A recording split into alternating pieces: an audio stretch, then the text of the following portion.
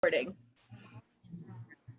There it is. Welcome back to another episode of the Quarantine Theater Company.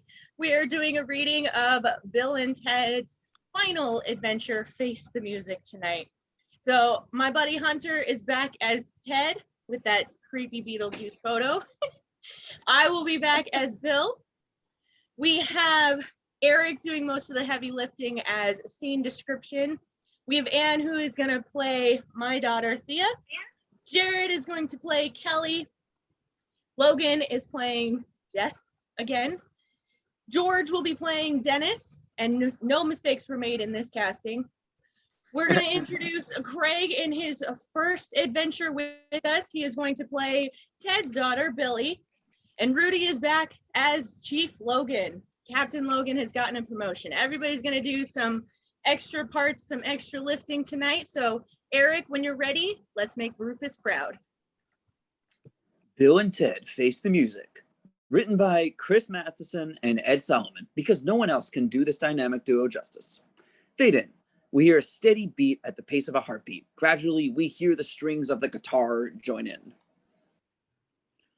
Ready, B? Ready, T. Okay, this is a story of our most excellent dads. On screen, we see an old familiar video from the first excellent adventure witnessed. Two teenage best friends starting a band in the garage. The first, a blonde kid in a plain white sweatshirt he's cut up and hand-drawn a stallion on, is on his knees trying to look cool with his guitar, Alex Winter. Behind him, we see an unused drum set with WS painted in red. His friend, dark-haired and standing tall, holds his hand in the air proudly, Keanu Reeves.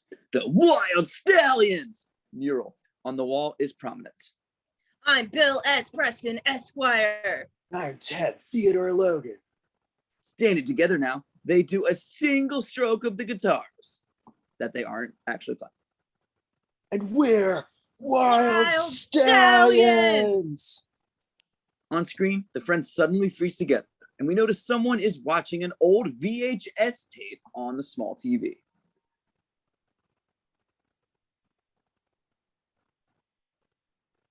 This is probably how you remember them. The TV on screen changes to another most bogus journey from the friends. They suddenly have a long gray beards and actually know how to play guitar now. Ted is wearing a baseball catcher's chest plate because I guess that's cool. And Bill is wearing a hat that was never in style, but he makes it look good. It's clear that this is old news footage broadcast across the world.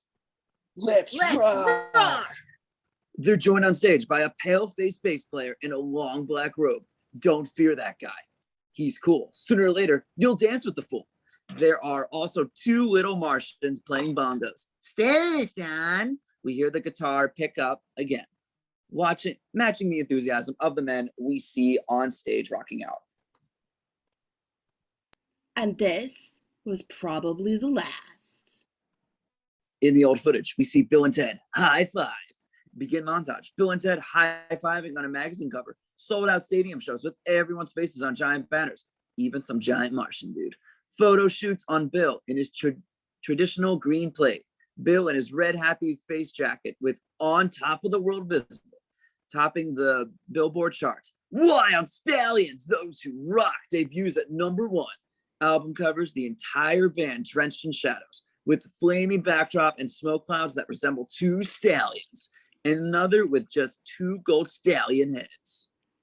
Not long before we were born, they were told that they were going to write a song that would unite the entire world. Which they thought they had done with their hit single, Those Who Rock. And the montage continues. The song in the #1 spot rolls down and eventually falls completely off the chart. News footage rolls showing the band playing together, but the banners read, "Legendary band breaks up." Bogus. Death is quoted as saying, "See you in hell." Oh, I see what you did there, dude. Other magazine articles show band breakup. Wild Stallions splits over creative tensions. Defying all odds, the band rose to prominence. And now we're here. Not only did it not unite the world, but the band fell apart. And our dads, alone now, were trying harder and harder. But the problem was, the harder they tried, the less interested people seemed to be into their music. As the montage continues, we see that Bill and Ted tried to keep the band going. Black and white albums keep showing on screen. Photos of the guys getting knuckle tattoos, BILL on Bill's and Ted, NTED on Ted's. Another article shows Wild Stallions, another disappointing attempt at music. Another album shows Still Believin', followed by an album showing just 2 empty chairs. And in a very insulting move, a 99-cent sticker was put on the albums. Not only was it wearing on them and on the family, but the universe they were told they were going to bring together was actually starting to unravel. On screen, we see the famous Last Supper painting, and a very important dinner guest is sucked out of the back through what seems like a pinkish purple black hole. In a baseball scene, a certain New York home run hitter points with his bat while he'll hit the ball and also gets pulled into the black hole. George Washington in a boat. Can you guess? Black hole. Then Kid Cudi, hope I said that right, vanished from his own concert. It was like time was folding in on itself. It was bad. totally, dude.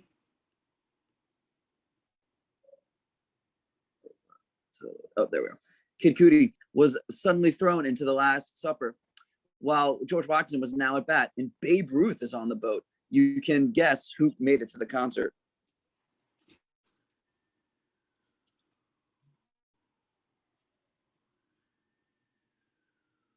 Anyway, this is how we got to where we are now.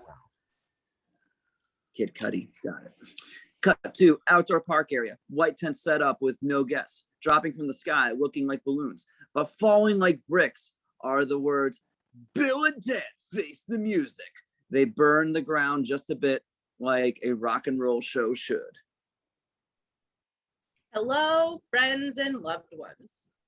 Cut to inside the tent where there are now guests. Bill is in a metallic blue tux and Ted is in a metallic purple tux. They are on stage with several instruments and the audience appears to be wedding guests. Text appears, San Dimas, California. Let us welcome you, one and all, to this most joyous of occasions. Bill and Ted start clapping to encourage others to join. The audience does so unenthusiastically. Ted and I have known Missy in different capacities for many decades.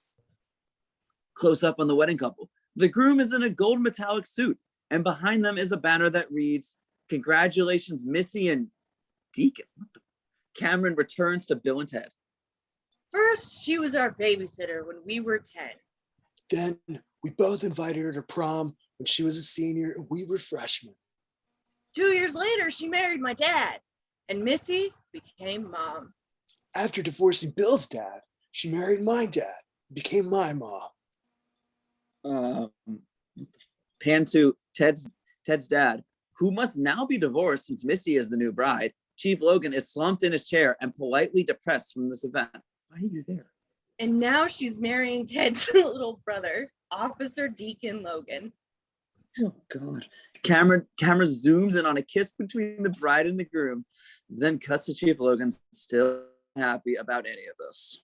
Missy, Bill and I, along with my beautiful wife Elizabeth and our daughter Billie, My beautiful wife Joanna, and our daughter Thea, we all want to welcome you back.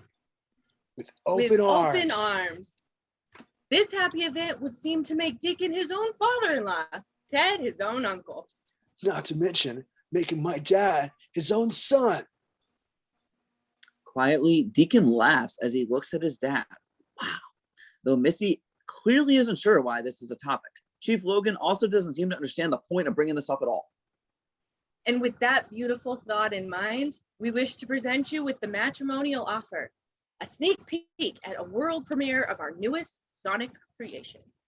We're not sure if this is going to be the song that unites the world. But we're pretty sure it might. At least we hope.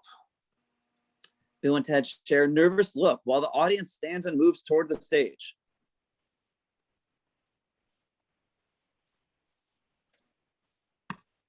Sure to be another real doozy from the Wild Stallions. Let's dance, freaky deaky.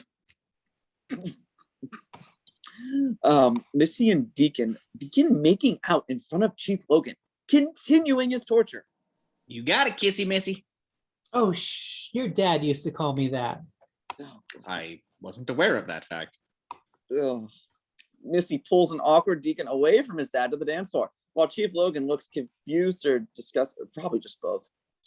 Please enjoy the first 3 movements of That which binds us through time. The chemical, physical, and biological nature of love. An exploration of the meaning of meaning. Part 1. Bill, Ready, Ted. 1, 1, 2, 1, 1, 2, 3, 4. Bill makes a very low noise from his throat, holding that note for a very long time. Ted is playing the theremin, type of keyboard that doesn't actually have keys or anything you can see. They're obviously very skilled, but throat singing and an almost invisible keyboard were not at all what these wedding guests were expecting. Even Deacon starts to question his brother at this point. Ted is able to make his instrument hold a note while he goes and grabs, what else? Bagpipes. Meanwhile, Bill is now playing steel drums. Ted now playing the trumpet, and we have no idea where the bagpipes went. Thea and Billie are grooving in the audience. This is the coolest song they've ever heard of and have complete faith in their dad's abilities to unite the world. They're pretty much alone in this thought at this event. Deacon and Missy have no idea how to dance to this at all. Bill starts throat singing to the beat again, while Ted grabs the invisible keyboard like he's going to smash it, because rock stars smash their guitars? Instead, Chief Logan has had enough of all of it. He storms the stage and unplugs the amp. Bill and Ted stare at him, shocked that anyone could want that song to stop. Cut to loading the van after the wedding. Bill and Ted load the instruments and stands in the back of the van, while Chief Logan appears to be lecturing them again. Dad, I told you 1,000 times. Bill and I have to keep going till... Yeah. Till your music unites the world. Chief Logan, the people in the future told us. Bill. You didn't time travel. We did. Your wives aren't from medieval England. They are. And you didn't go to heaven and hell. We did. You didn't. We did. We did. And you know why? Because it's impossible. Here's a real idea for you two. Here it comes, dude. Get real jobs. Be role models to your daughters. Never mind. You are there, 24. They live at home and they're unemployed. Remember what you used to call them? Little Bill, little Thea? As Chief Logan is speaking, Billie and Thea approach and stand beside their dads. We thought it was cute, Gramps. Well, it turned out to be a curse. All you ever see you do is sit around. Chief Logan. Oh, sorry. Well, it turned out to be a curse. All I ever see you do, sit around listening to music. That is our primary activity. Definitely. Elizabeth and Joanna also approach, standing by their husbands. Are you guys okay? Joanna, Elizabeth, how does it feel being the only adults in your families, the only ones with actual jobs? Believing he's made his point and just tired of this day, Chief Logan walks away without another word. Let's pack up. Cut to Bill and Joanna walking down the hallway toward the camera in an office building together. I really appreciate you doing this. I know it wasn't your choice. Of course, Joe. I really want this to work for both of us. As they reach the camera, Bill sees someone off screen. Oh, hey. We see that it's Ted and Elizabeth walking up a different hallway to the same door. Joanna and Elizabeth are shocked. Bill and Ted are just happy to see their friends, not concerned what's happening around them. How's it going, dude? Hey, dude. Hi, Joe. No, I'm sorry. Is this the right day? Yeah, totally. Cut to inside an office with very comfortable furniture. So, do you understand why this situation might seem at all strange to your wives? Camera faces Bill and Ted, who are sitting on the same couch with their wives. They're all clearly in couples therapy session together. No, not at all. Why? Well, when your wife suggested couples therapy, do you think that this is what they had in mind? Definitely. I mean, we're a couple of couples, right? That is true. But usually with couples therapy, it's just one couple. That makes sense. Well, we're here, so let's work with that. Ted, is there something you feel your wife needs to hear from you? Yeah, totally. We love you guys. Wow, that is good, dude.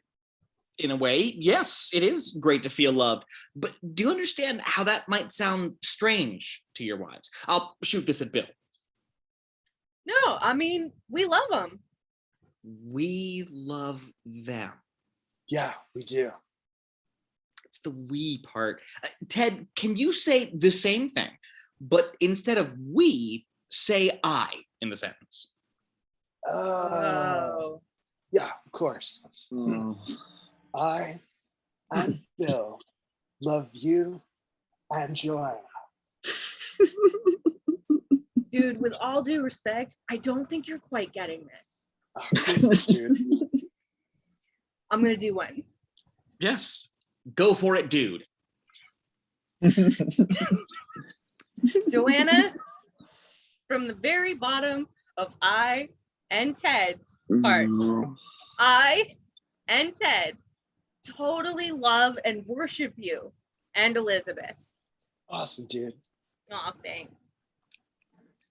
Joanna, would you or Elizabeth like to respond to that?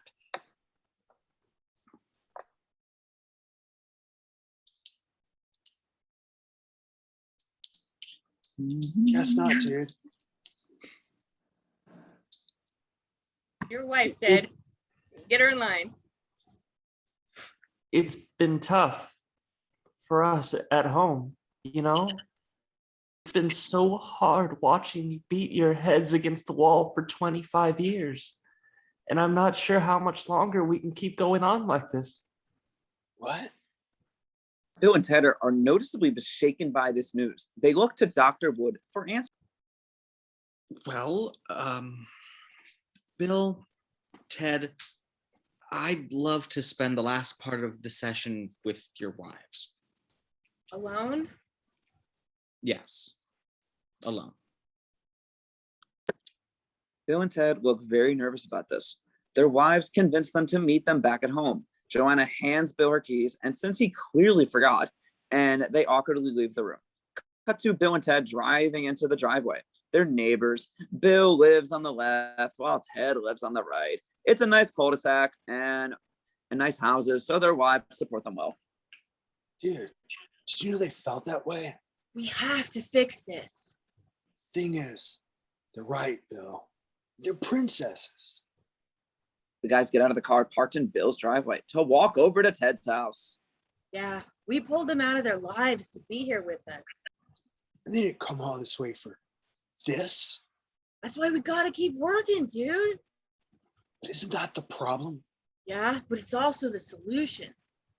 Yeah, guess. Ted's garage door opens. We see Billie and Thea dancing to music. Thea is wearing her dad's red shirt from the first movie. Dude, this is transcendent. This is Fillmore 66. No, Mario Pop 67, the second sound check where they. Billie notices the dads and takes her headphones off to talk to them. Thea does the same. How's it going, Dad? How's it going, dads? How's it going, girls? How's therapy? Went okay. Yeah. Hey, Dad, by the way, Gramps was wrong. the wedding song was most luminous. Ah, thank you, B. Glad you dug it, Billie. No, seriously, Uncle Ted. When did you get so excellent on the theremin? Like, you're playing rival, and I'm not kidding. Clara Rockmore. Ah, thanks, T. Claire Rockmore was definitely an inspiration. And Uncle Bill, the throat singing, it was a whole new level of eloquence, some serious bouga-come. Whoa, your musical acumen is most impressive, girls. Ted takes his jacket off slowly, deep in thought. The girls gather their stuff and head inside the house, leaving the garage to their dads. Hey, Dad, good luck on the song. You got this. The door closes and Bill bends down to turn on the amp. Ted watches solemnly. Bill notices the shift in energy and stands up. What is it, Ted? This is right. We have been beating our heads against the wall for 25 years. I'm tired, dude. Ted, we have a destiny to fulfill. And think about our fans, dude. Bob and Wendy will totally understand. Eileen, we haven't heard from in several years. Bill. What? I went into Sirius Adler Music yesterday. He said he'd give me $6,400 for the Les Paul. Are you saying? Yes, I think I am. Yeah. Yeah. Yeah.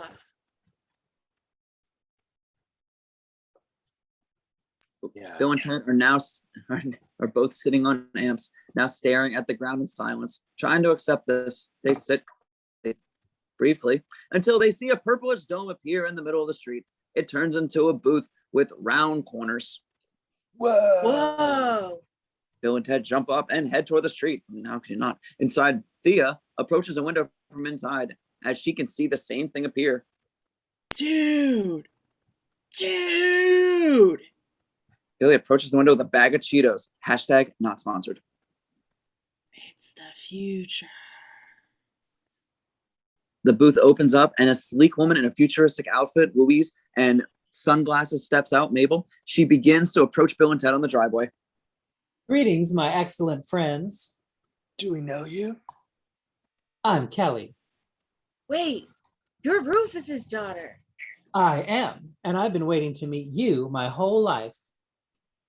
Must be very disappointed. Not at all. Camera moves to the girls' POV. They're still watching from inside, enjoying snacks like they're watching TV. More Cheetos. We have a big problem, gentlemen. Potentially a very serious problem. About the music? About the music? They just want to talk to you. Dude, I've got a very bad feeling about this. It'll be fine, Ted. They totally love us in the future, dude. Bill gets into the booth excited, and Ted only goes because he trusts Bill. In the house, Billie and Thea start to look worried. They exchange a nervous glance as they watch the booth spin in a purple cloud and disappear. Whoa. Whoa. Dude, our dads are totally in trouble. I feel so bad for them. They've been doing this on their own for the longest time. Yeah, I wish there was some way we could help them out, you know? Yeah. But how? Whoa. Cut to the circuits of time. Bill and Ted have seen these before, but not for 30 years, and it looks way better. They still look like wires in space connecting to millions of different points in the universe, each booth traveling along one wire at a time, with so many of them jammed together. It's almost like, sorry. Bill and Ted peek out the little booth window to observe. Whoa. Whoa. When the booth finally stops, the doors open like an elevator, revealing a long walkway in a beautiful place. A flying vehicle travels by as we see birds on the beautiful sunny day. All the buildings are bright and optimistic with crazy futuristic designs. Bill and Ted step out of the booth, observing all their surroundings. Kelly joins them and walks forward, leading them to their destination. Dude, the future. Yeah. Ted's spirits are lifted while they follow Kelly to an old-fashioned phone booth, identical to the one Rufus gave them all those years ago. Kelly stops as they stare sadly at the hologram. Rufus.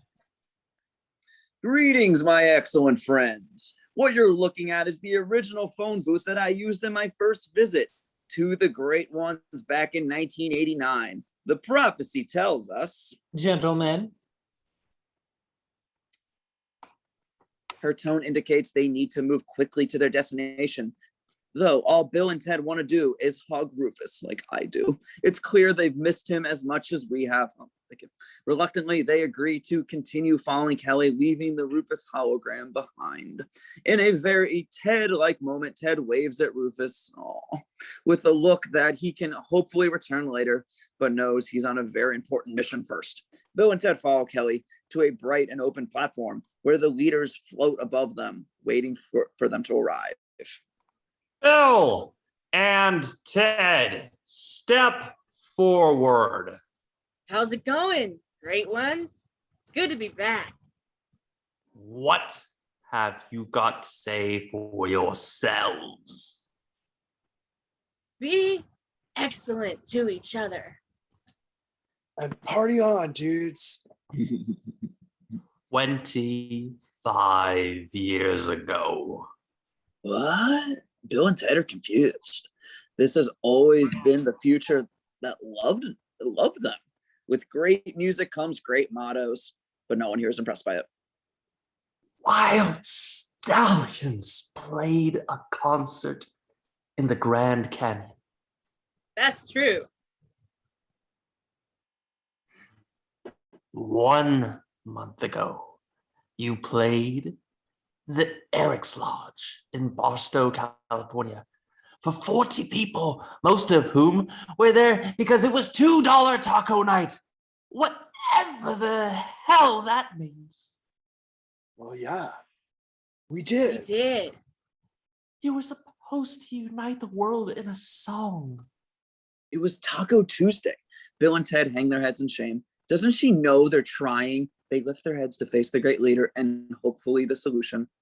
According to her father, a song created by Preston Logan That's us, dude.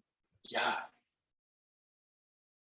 at a concert performed by everyone in the band at 7:17 p.m. at MP46. That's tonight.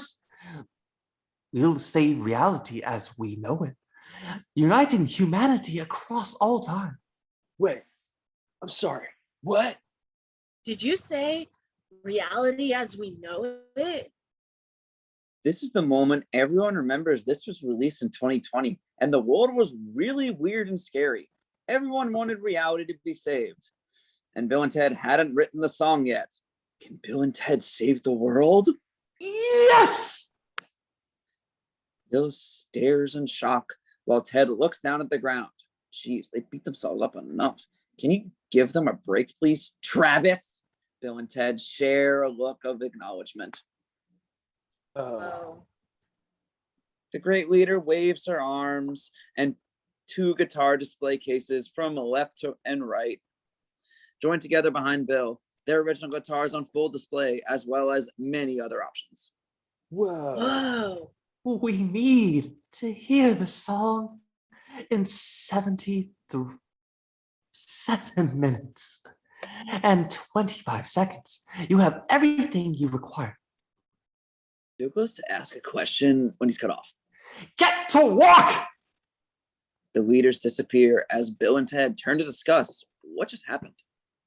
Dude, they totally hate us. I've never even heard of MP46. Yeah. Kelly, how does a song save reality? that I can't tell you, but it has to somehow. Cut to futuristic map. Kelly is pointing at a red glowing spot on Earth. Oh no. The great turntable is tipping. That there, center of space and time. San Dimas, 700 years ago, 7:17 p.m. My father believed that the song could be the nexus point that brings the universe into rhythm and harmony. Bill and Ted stare at the map, slightly less confused than we would expect them to be, but still unsure how to proceed. How? We only discovered this recently, but without it, reality will collapse. Time and space will cease to exist. Bill and Ted exchange another worried look. So until 7:17 p.m. Anything is possible. And after 7:17? Without the song, there is no after. Cut to Bill and Ted march back to the guitar display with Kelly behind. Kelly holds out her hand with something inside.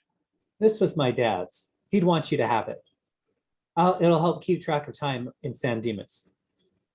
Bill approaches her and reaches for what's in her hand. It's a pocket watch, reminiscent of the watch Ted had to wind on their first adventure. This one is digital and can keep track better than Ted could. It is inscribed with, Sometimes things don't make sense. Till the end of the story. That's what my dad always said. all three of them. A little unsure of what this is referring to, Bill closes up the watch and admires its digital display before putting it in his pocket. I'll leave it to you. She walks away and nervously looks back once to check on them. Bill and Ted approach the guitars again. Okay, all we gotta do is write the greatest song ever written. That brings the entire world into rhythm and harmony. Saves reality as we know it. All through time. They stare at the guitars, waiting for inspiration. The music builds and builds until finally. Dude, we spent our entire lives trying to write the song that would unite the world. What makes you think we'd write it in like 75 minutes? We had to have written that song. The people in the future told us we did. Yeah, I guess. It means that we have it in us, dude. Maybe we just haven't written it yet, but we're still gonna. Well, if we know we haven't written it yet, but we know we're gonna at some point, why can't we just go to the future when we have written it? Take it from ourselves. Yeah.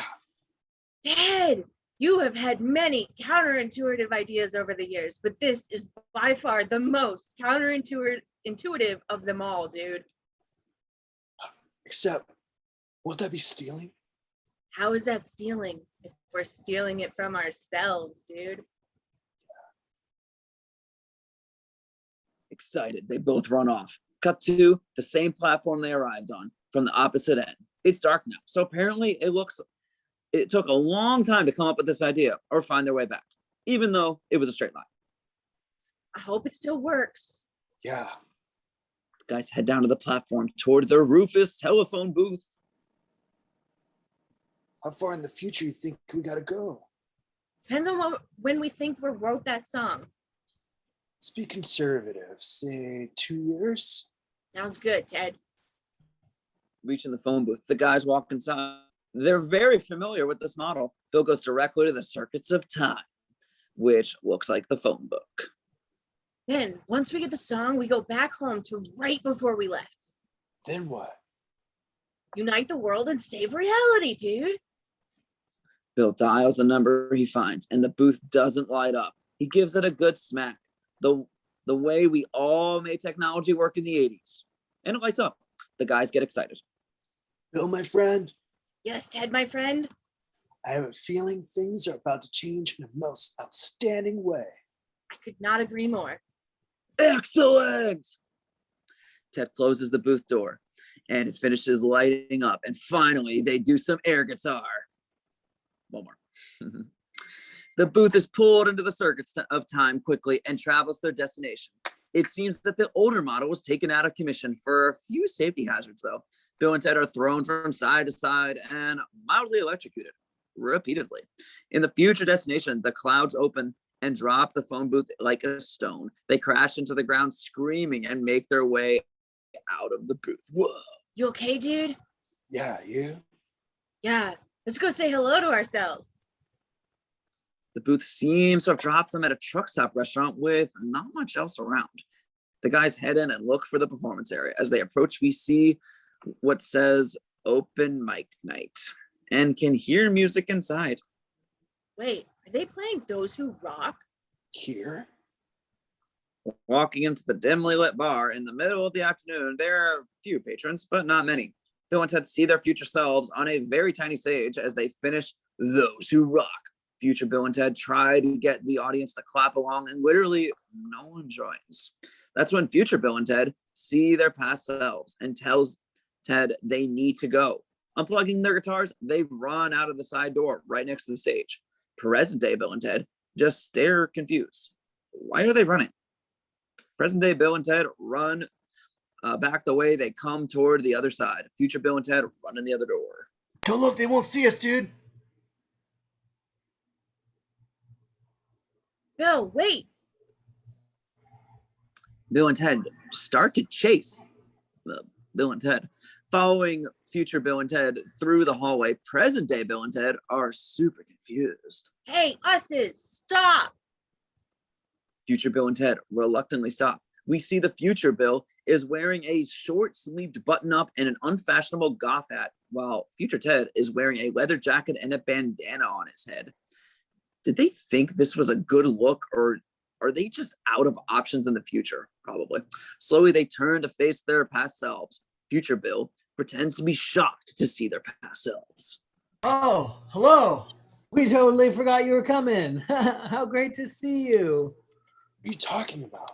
You totally ran away from us. Well, look, guys, we know exactly what you may be thinking. Why would we be playing open mic night at 6:15 p.m. when in fact we've become such huge rock stars again? Yeah. Well, here's the answer. Us being here is humorously ironic. Do you believe us? No. Not at all. Well, I feel sorry for you then. Dude, I think we came too early. These other Usses don't have the song. Present day Bill and Ted turn to leave. Why don't you go write it yourselves then, instead of trying to steal it from us? Future Ted holds a flask in his hand, and he's clearly had most of its contents already. Present day Bill and Ted come back toward their future selves. You're the ones who couldn't write it, Ted. Well, you're the ones who lost his wife, Ted. What? What are you talking about? Here's what happened, Bill. After you failed couples therapy, Liz and Joe were visited by other thems from the future, who gave them a phone booth and sent them all through time and space looking for just one life where they could be happy with you. And guess what? They didn't find one. And now we've been alone for 2 years because you sent our wives away. No way. Yes way. Your wives have been gone for 2 years and you didn't do anything about it? Oh, you did all right. You went back and you made it worse. Okay, so what else? Your daughters won't even talk to you. What? You're a dick, Ted. You want a piece of me, Ted? It's not worth it, Ted. He's not worth it. We gotta go. Yeah, and save our marriages. Stop fighting with yourself. Stop. Losers, has-beens. Whatever. Yeah, Bill, you better hold John Wick back. As our present day Bill and Ted storm off to get their wives and lives back, we see future Bill and Ted fighting in the background. Future Bill had to hold future Ted back, seriously, as this is obviously painful for them both, and seriously for everybody. Present day Bill and Ted march out of the double doors and back to the booth, leaving their future in the past. That did not go well. Yeah, and your you is very pretentious dickweed. We gotta go back and talk to Liz and Joe. On it, dude. Bill punches in the numbers. They close the booth door and it lights up, taking them to their destination. When the booth disappears from the shot, we see a displaced figure pop up in the background, reminding us that space and time are still collapsing while they work out their marriages. I'm all about true love, guys, but save the world and then save your marriages, maybe, huh? Cut to the future, still dark out. Kelly is now walking with the great leader down the platform. The Rufus booth was when Bill and Ted took it. Please, Mother. Dad said Preston, Logan, everyone in the band will unite. I remember. He said, I remember every word. Then give them a chance. I gave them a chance. I gave them everything they could possibly need, but they bolted. Kelly, you know your father and I agreed on everything, but there are other interpretations of the information he was acting on. I'm aware of that. Many on the council believe it is in fact death of Bill and Ted that would bring about the new epoch. Whoa, Travis, how dare you entertain such a thought? How could that create harmony? Death to the ones who want excellence in parties. What would Think about that, Travis. Damn it, why aren't you here for me to hear that? I disagree with that theory completely. That's atrocious. Maybe someday, when you're the great leader, you can make the decisions that affect all time and space. At least I'd be a well-adjusted leader. Cut to Kelly follows the great leader, her mom, into a big planning room with other council members. Kelly is clearly nervous about what she sees as she stops and stares instead of coming completely into the room. As the camera angle changes, we see scientists and great leaders surrounding something. As they step away, a black and white robot appears with blue lights as its joints, as a Bill and Ted version of Iron Man, if you will. Is it ready? Should be. Should be. Is! The great leader walks up to the robot to engage. You know who I am? Yes, great leader. Nice. Impressed? Because I am.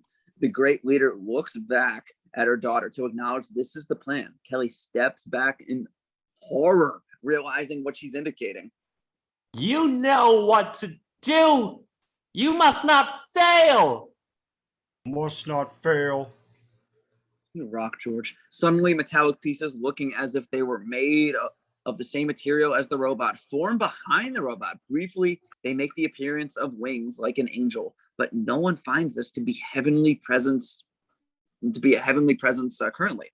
These wings then surround the robot and create his own personal time travel booth. It shoots upward like a rocket and is gone. Kelly approaches her mother, upset. I cannot believe you're going to kill Bill and Ted. Dad would be so mad at you. We are out of options, Kelly. The unraveling has already begun. Where the robot used to stand are now 3D maps showing the characters through time and space displaced all over the world. Cut to Bill and Ted homes once again. Billie and Thea are still watching the street from their window. It's only seconds after that they watch their dads leave in the round pod that they see it return with just Kelly. Kelly steps out of the pod and looks around. Thea suddenly sticks her head out of the front window, followed by Billie. Future dude, you're back!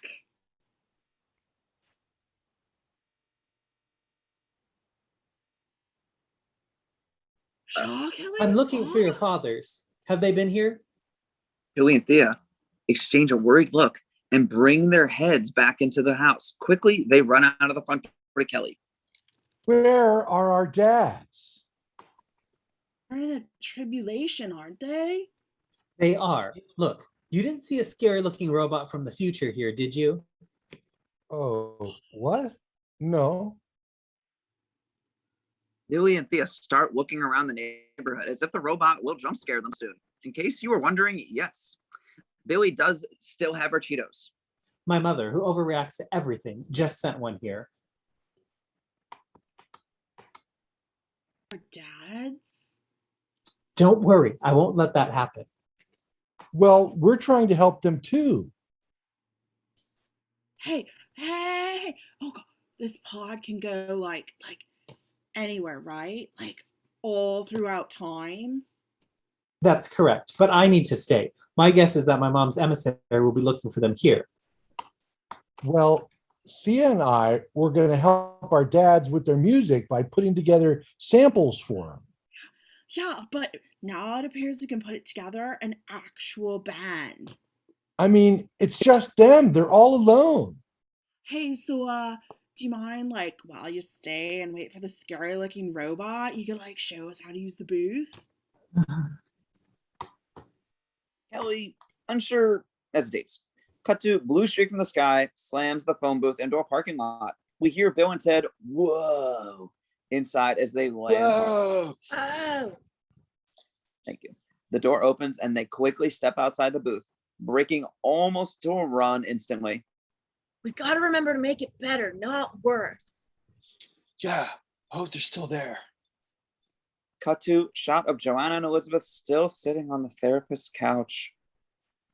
It's just the job that they've been given. It's Impossible. Impossible. Suddenly the door opens and we see the guys running toward the couch, concerned. Joanna, Elizabeth, we need we to talk need to to talk you. to you. Oh, and we're back. This is super important, Dr. Wood. We just saw ourselves 2 years in the future, Wait, you're time traveling again? only to save reality as we know it. Okay, maybe we can. But we just found out something way worse. You're leaving us. Eliza? I don't know what that No. Are we? Yes, you are. Yeah, and you have a real good reason to, Joe. Because we seriously appear to be living in our van. Oh, dude, we are totally living in our van. I'm drinking way too much. You don't even drink. Not yet, but I'm going to. A lot. Yeah, and the lying. You cannot believe what liars we are. Yeah, desperate, pathetic, lying losers. Oh no. Oh no. Oh my God. Oh my Okay, God. let's stop for a moment and take notice of the dynamic. I'm threatened by the thought of losing your. Princesses. Sure, that's a word. No, we actually are princesses. We were born in 1410 and 1408. Okay. What about us leaving you? That's totally why we're here. Yeah, to prove that we're not the losers we just saw we were. Even though those loser usses tried to tell us not to come back and talk to you. Yeah, like we were somehow gonna make it worse. We're not making it worse, right? Elizabeth? Joanna? Dr. Wood? Huh? Dude, we totally made it worse. We'll be back. And we'll make it better. Kissing their princesses on the cheek before they go, Bill and Ted race out of the room. The women are left behind, more than a little confused. Did you say 1408? You mean the year? Bill and Ted rush back into the room. Oh, one last thing. Older yous from the future are just about to show up to take you on a trip in search of a happy life with us. Don't go, because you're not going to find one. Yeah, but you're gonna go. So go? So don't go. No, I guess go. We love you guys. Ted turns back to the door, opening it. He waits for Bill. We're gonna fix it. Bill runs out the door and Ted follows. The women are even more confused than before. Poor Dr. Wood has had a lot dumped on her in the last 3 minutes. She's still processing. Down at the photo booth, Bill is looking through the phone book in the booth. That went terrible, dude. 2 years forward was clearly not enough. Let's try 5 this time. Dude, Miss Liz already. Hang in there, Ted. Things are about to get a whole lot better. What time is it, dude? 58 minutes. Bill dials a number. And when the blue light starts to crackle around the booth, he hangs up. All right, let's go. In a flash, Bill and Ted's booth is gone. Immediately after, a new booth is in its place. When the doors open, we see 2 older women step out. They look directly up at the office the guys were just in. At the same moment, Joanna and Elizabeth turn to look out the window. They see the older versions of themselves waving them down to the booth. Actually, we have to go too. Right. Those older us's they refer to are outside. I'm a little bit nervous to time travel again, to be honest. As am I. We haven't time traveled in more than 2 decades. The women start to exit the office, but Dr. Wood hurries after them. You know what, ladies? I'd like to recommend that we see each other a minimum of 2 to 3, 5 days a week. Jillian Bell was so good in this. The ladies agree and thank her as they continue to rush out to greet their other selves. Behind the confused Dr. Wood, like she wasn't confused enough, we see a flash of light. She walks back in her office and sees George Washington sitting on her couch. She stops and just turns around back into the hallway. Eventually, she runs away.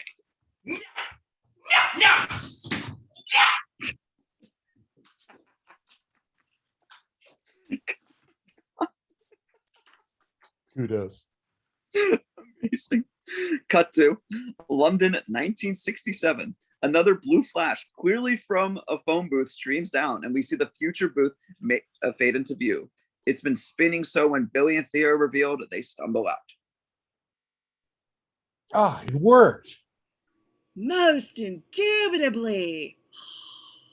Looking around, they randomly walk into an open doorway. Inside, we can hear a guitar playing. Billie and Thea creep around the corner, trying to get closer. Are we sure this is it? As the girls casually walk around, we see they are backstage somewhere. As they keep walking, they can see the amazing guitar player practicing.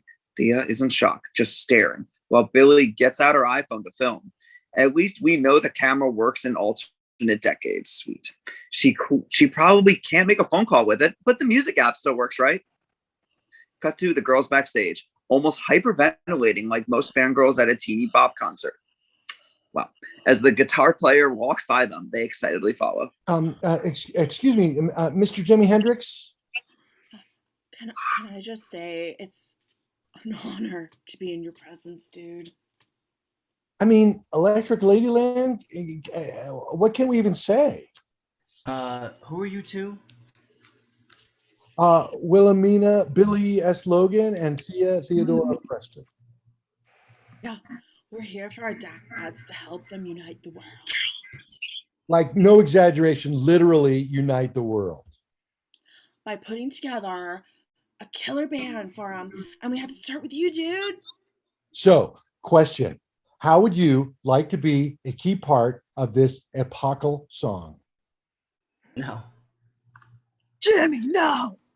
Thinking it's a joke, Jimmy walks into his dressing room, turning his back on the girls. He then shuts the door on them to make it clear they should stop following him. Shocked, Billie turns to Thea.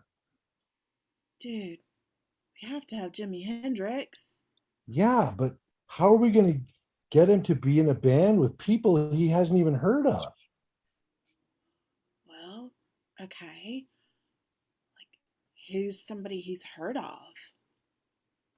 Smiling, the girls think they've solved this brainbuster. The audience is not so sure. Cut to New Orleans, 1922. When the Saints Go Marching is on trumpet, can be heard Billie and Thea come around the corner into view. They walk toward the sound of the trumpet, searching for the source of the music. As they turn into where the band is playing, the band sees them and plays to them momentarily. When the Saints go marching in, oh, when the Saints go marching in, oh, I want to be in that number.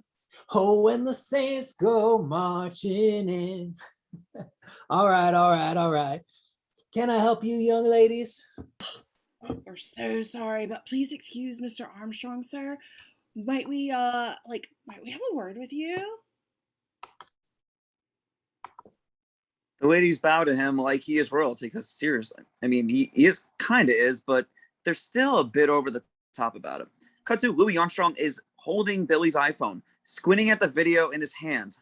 I'm not sure how I would react seeing an iPhone in 1922, but I would be way less calm about it, moving pictures and good music. Louis inspects the phone a bit, not believing his eyes. So that is Amazing Grace, played by Mr. Jimi Hendrix. Who's in the band and specifically requested your presence. And here's why. Your improvisations, obviously influenced by Bunk Johnson and King Oliver. Yeah, but ultimately, Sweet Generous. Yeah, totally inspired him, sir. You gotta come see this, fellas. What do you got there, Lou? Is no one worried about the space-time continuum? Doc Brown would be so upset right now, but who cares? It's Bill and Ted. You liberated all music, dude. Hey, what's this doohickey?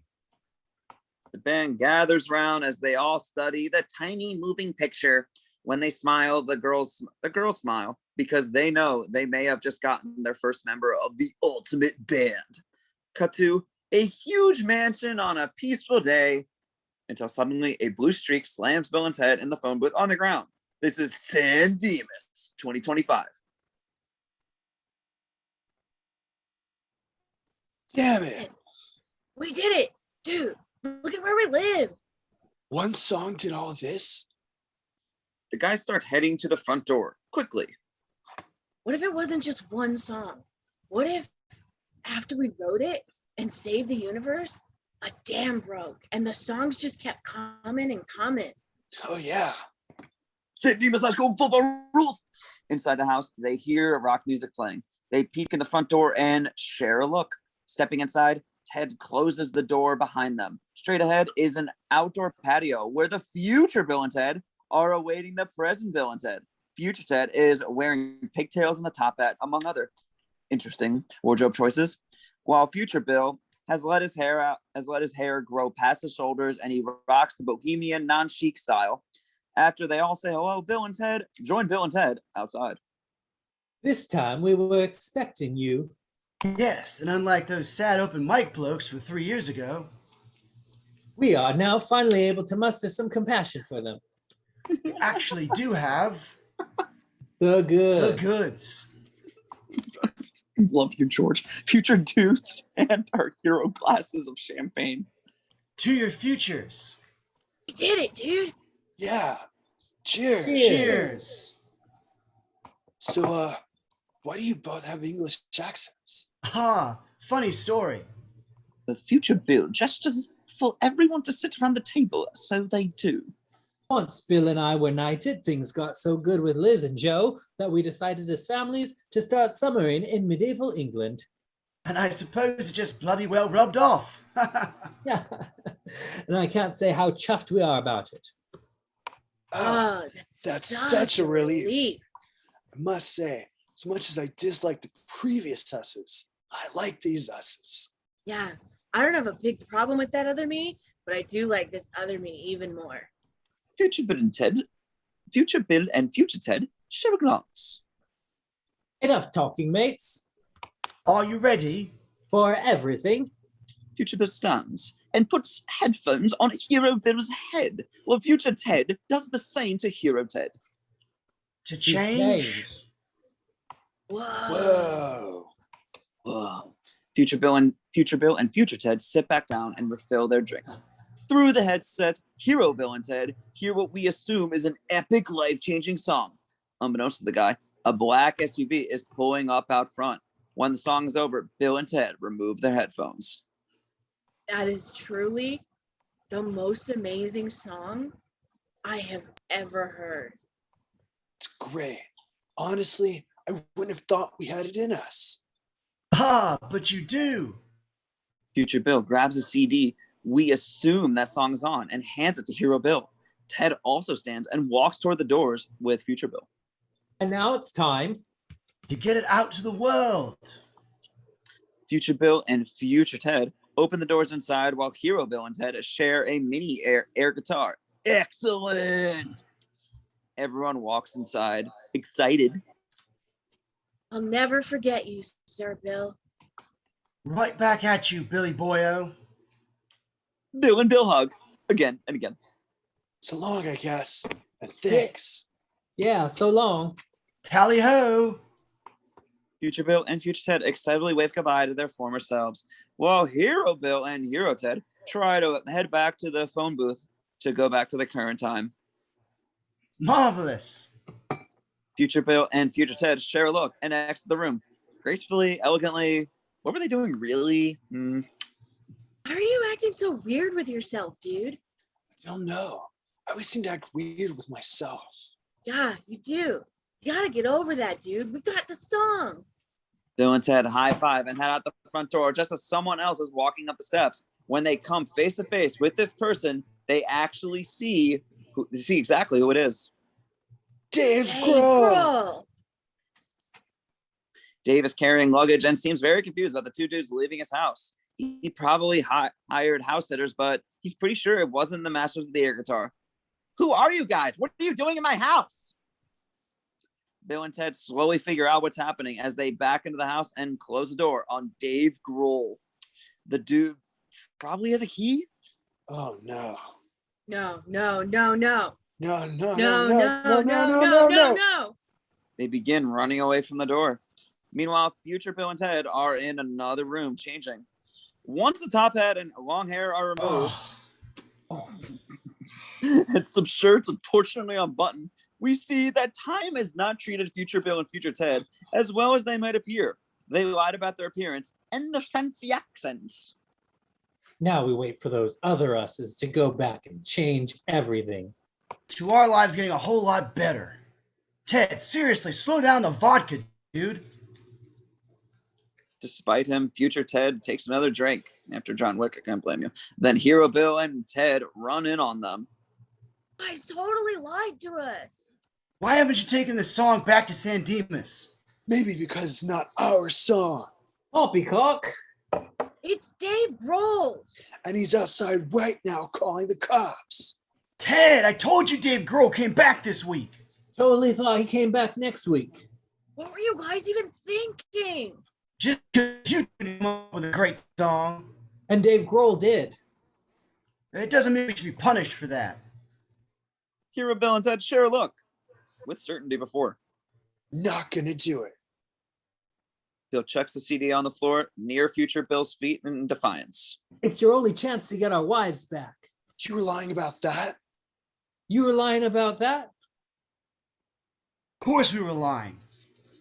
Future Ted takes another drink while it sinks in all the lies they've told in Dave Grohl's house. Yeah, they didn't want anything to do with you.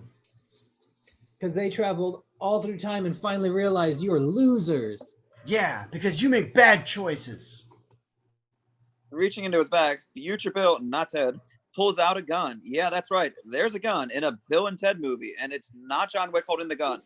The world did officially go crazy in 2020. Like this. Future Bill aims the gun at Hero Bill and Ted, who put their hands in the air. Seriously, John Wick? Not the 90s version, like they just don't care. They care a lot. Now take the song. Guys, seriously, you don't have to pull guns on us. Yeah, watch what happens when we don't.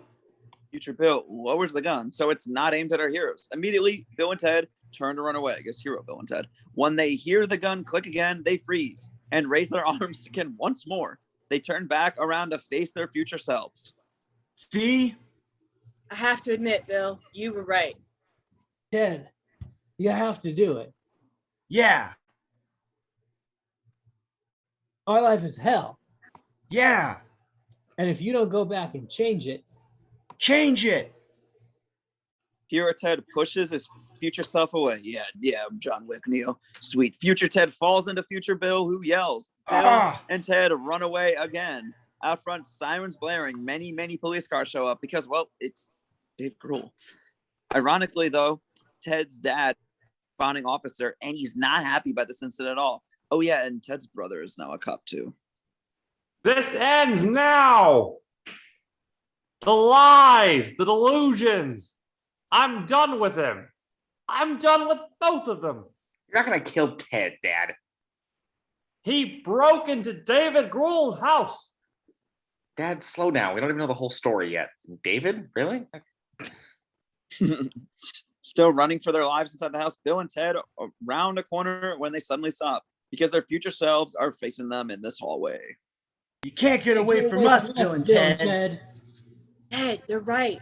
They're us. They remember everything we're gonna do. That means we got to do something we can't possibly remember. Sounds weird, right? Maybe even impossible, since they still have their memory intact even in the future. But this is Bill and Ted. They're smarter than you think and way underappreciated. They don't even appreciate themselves, especially since the future one starts shooting at our heroes. It's just Bill, because Ted would not miss. Bill and Ted intelligently run away from the bullets. Future Bill is a terrible shot anyway, see? Oh no, they're gonna do the thing. I was hoping they wouldn't remember that this time. Back out front at the same time. No one leaves the building. Just then, Chief Logan hears a noise on a front balcony and looks up. He sees Bill and Ted crashing into walls because they have buckets on their heads. Then they fall over the railing. Hey, you knew they were unconventional. I said the move was smarter than you thought. Not that it would make sense at first. Chief Chief Logan just sort of stares, confused as he is in this entire movie, at what's happening. Bill and Ted find themselves in a bush, still have the buckets on. When they stand up, keeping the buckets on, they continue to move around. Dude, what do we do? No idea. That's kind of the point. I'm confused. Me too. And finally, they remove the buckets from their heads. They haven't moved far since they landed on the ground, but they don't know that. Bill points to the phone booth and starts running toward it. Ted tosses his bucket and follows. Chief Logan begins to chase them. Hey, that totally worked. Yeah, maybe we should always not know what we're doing. What's the time? 47 minutes. All right, gotta keep going further into the future. At some point, we must have written that song. Try another 5 years. Okay. While Bill is dialing, Ted closes the door. Unfortunately for them, this scared robot has just landed at David Grohl's house. Once the door is closed, Ted sees him. Dude, what's that? I don't know, but it's most alarming. Bill goes back to dialing as quickly as he can. The scary robot is stomping toward them. Bill? I'm trying, dude. The most alarming robot is getting closer and closer to the booth. Bill? Almost, dude. Still closer and laser focus on Ted. The scary robot quickly gets his face. Bill! From the other side of the booth, where neither Bill nor Ted are looking, Chief Logan is approaching. He takes out his gun and aims it at the boys with the intention of placing them under arrest. Slightly less scary than the robots, still not at all something our heroes want or need in this moment. Got it. At the moment, the phone booth lights up and takes Bill and Ted away. The robot aims an electric rod of death at them. Only they literally just got out just in time. So the rod hit Chief Logan and a police van instead. Suddenly, Chief Logan is launched into a very familiar and very, very, very, very, very, very deep hole. You may remember it from when Bill and Ted played 20 Questions. As Chief Logan falls for an enormously long amount of time, like it's a bottomless pit, we briefly see the hint of a cloaked, familiar face. Back up at Dave Grohl's house, the robot is very, very aware of the error. Dang it, no heck. The look on his face rivals Steve Urkel's. God, the look on his face rivals Steve Urkel's when he messed everything up. The robot looks around to see if anyone saw what just happened. Got it. Cut to London, 1967 again. Billie and Thea knock on the door that was previously closed on them. Jimi Hendrix, the god himself, enters the door. Oh, come on. You again? I said no. To us, but I bet you can't say no to this man. Meet Mr. Louis Armstrong. Well, that lick you played was the cat's meow, man. It's blues, but also, what's the word you used, young ladies? Psychedelic. Psychedelic. Exactly. Very funny, whoever you are. Louis Armstrong is like 65 years old. Dude, I told you we should have gotten older, Louis. It was your idea, too.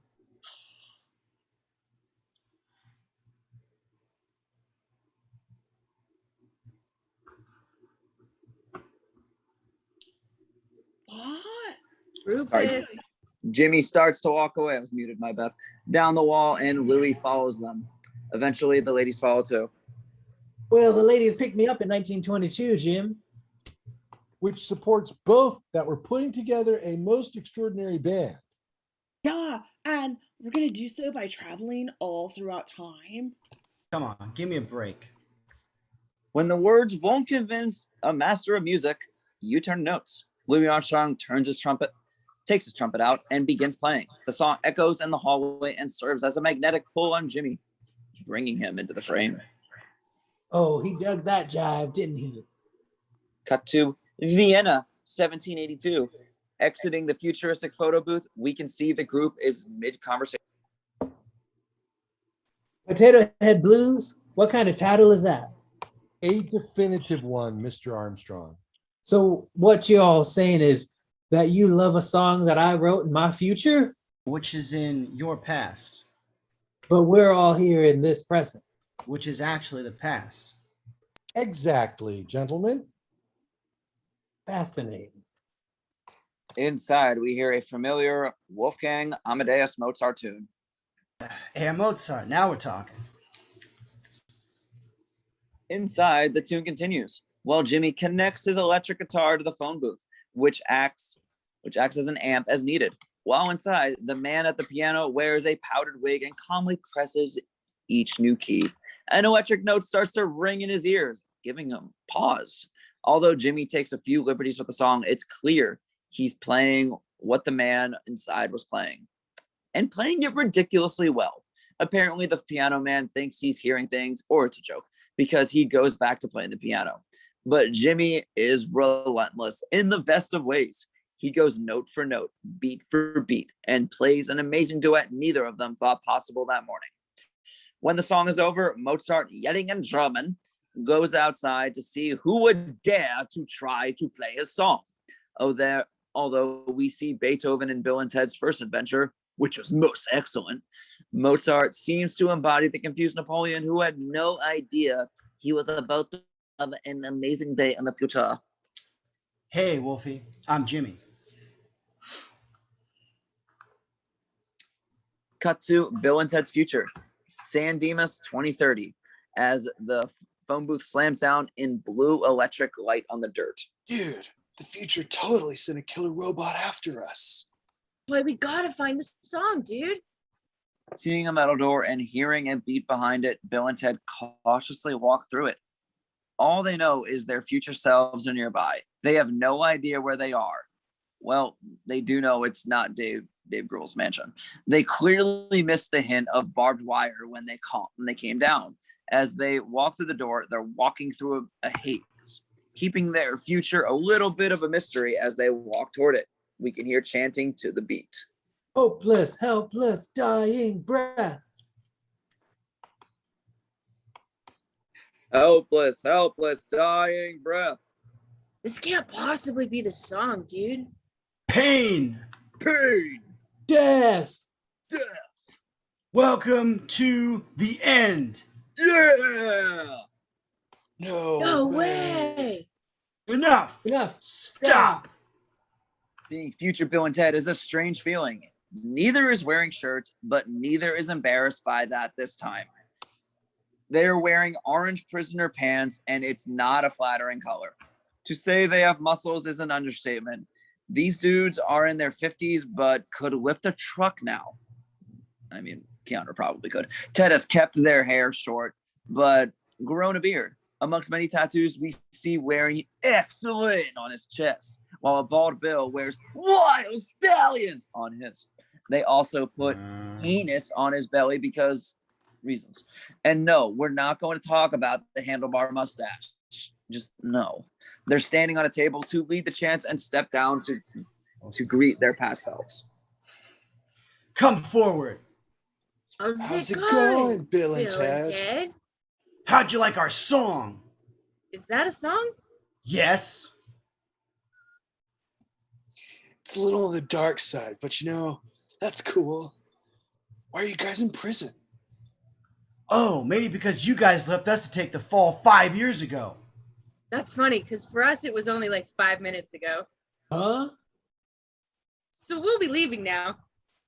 You're not going anywhere, pretty boy. We've been waiting for years to make things right. Bill and Ted start to head back toward the phone booth, but the other prisoners circle around them, blocking them in. But this time everything's gonna be different, because unlike those last us's, we actually have a song. Is it a song? Yes. Bill, Ted, seriously, we can't take that song back. Well, you're not taking it back, Curly. We're taking it back. You're gonna stay in here and rot, and we're gonna go get lives and our wives back. And unite the world. And save reality. You are? You are? Yes. Yes. Suddenly, we hear a whirring and see a blue streak slam down in the middle of the circle, separating Bill and Ted from Bill and Ted.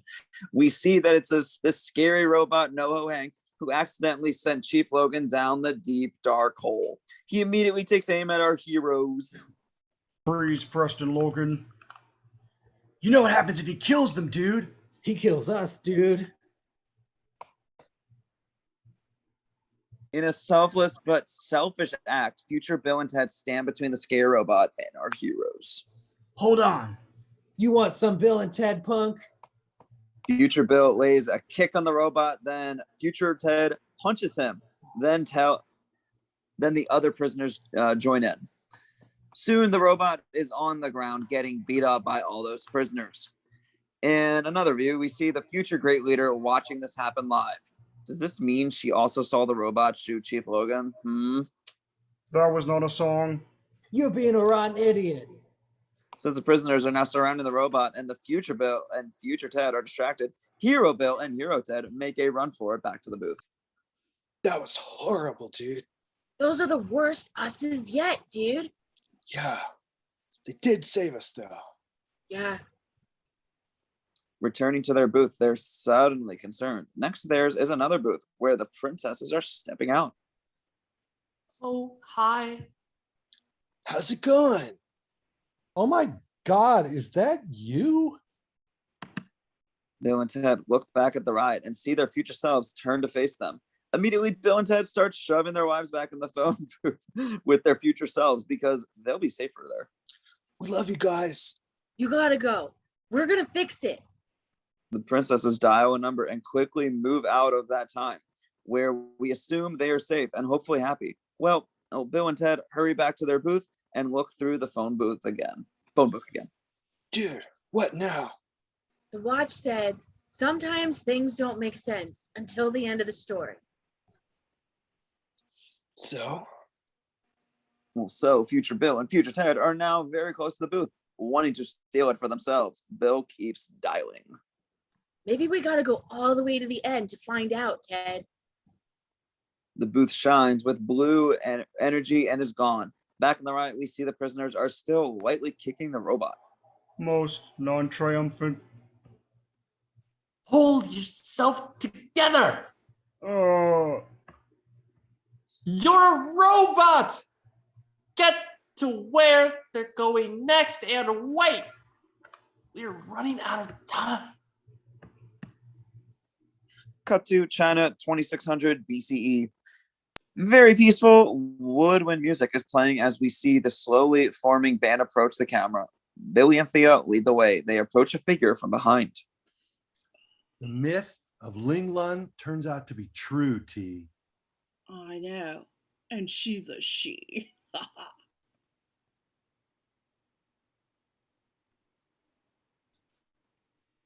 Mozart. Yeah, it's totally Ling Lun. Yeah. No. What Mozart. say you, Mozart?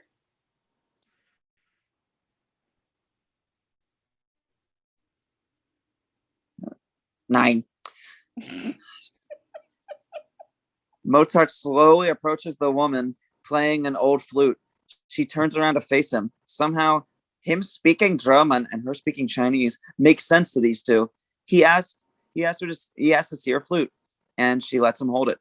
He decides to play it because, well, we really don't know.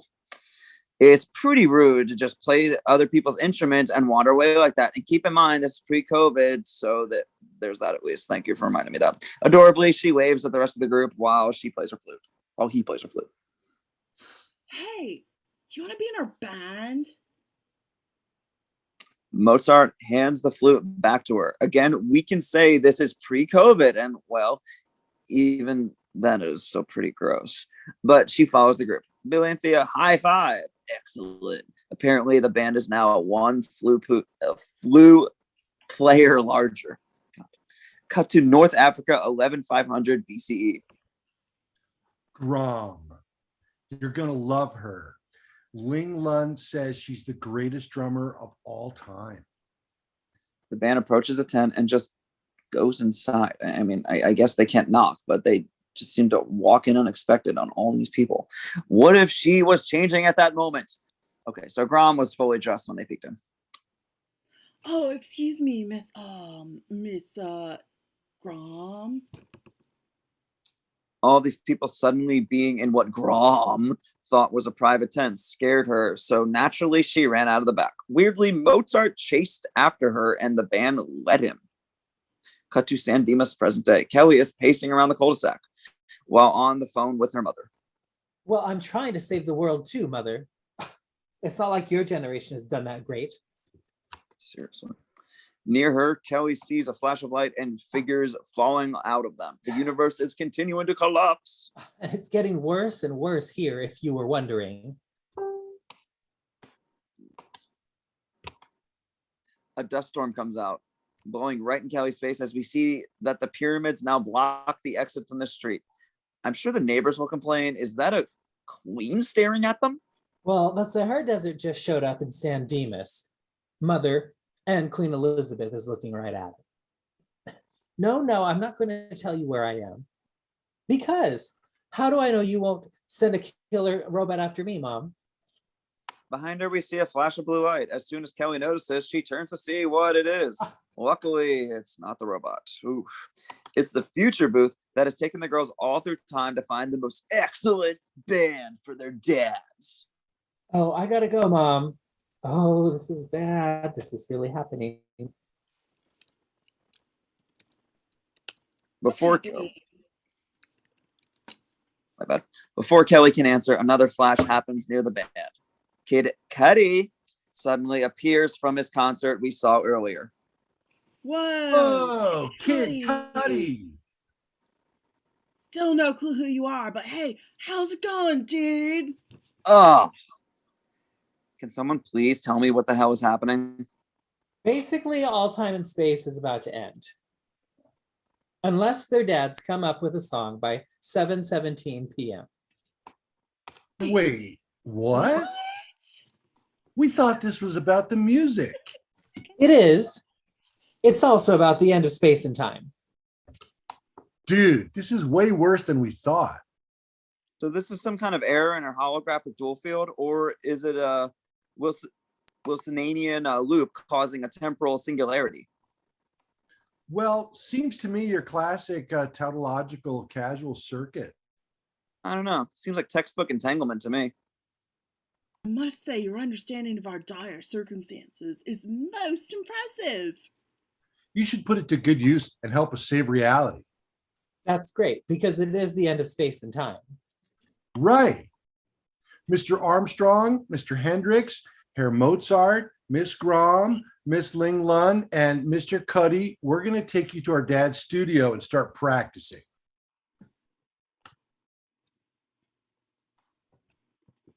As the band heads up the driveway, there's another flash behind them. They're coming faster and faster. So that when our dads get back here with a song that will unite the world, you guys can play it for them. Sound good? Sound good? Let's get practicing. As the girls lift the garage door, they're surprised to see the scary robot already inside. Uh-oh. He doesn't hesitate to aim at them to take them out. Bogus. The girls in the band are consumed in the electric light of death. And did you notice? Kelly was there too. The great leader was watching robot TV as it blasted her daughter. Damn it, Trax! Oops. I'm so sorry, great leader. Oh no. Oh no. Oh no. Oh no. Non-triumphant. Cut to that long, dark, deep hole we saw a glimpse of earlier. The band and Kelly are just screaming as they fall and fall and fall some more. Amazingly, they crash to the bottom before they get to play 20 questions. Are you okay? I think so, dude. Are you okay? I think so, dude. Dude, where are we? The girls You look guys- around and see Black Rock stairs and their band. Are you guys okay? My mother just had me killed. I didn't think she'd actually do it, but she did.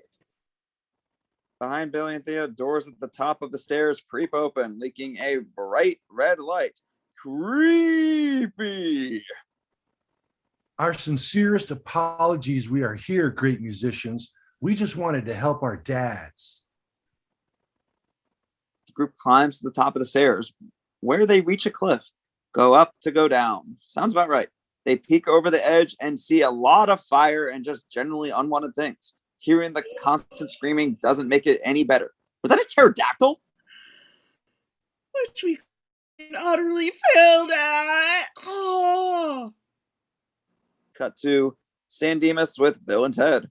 The booth slams down from the sky and they immediately run toward the building. Where they're running to the stairs, we see a sign that says Peaceful Pastures. On the screen, it reveals they are in the future, year 2067, if we ever make it there. Time? 6:48 p.m. Somehow the guys know how to find the room they're looking for.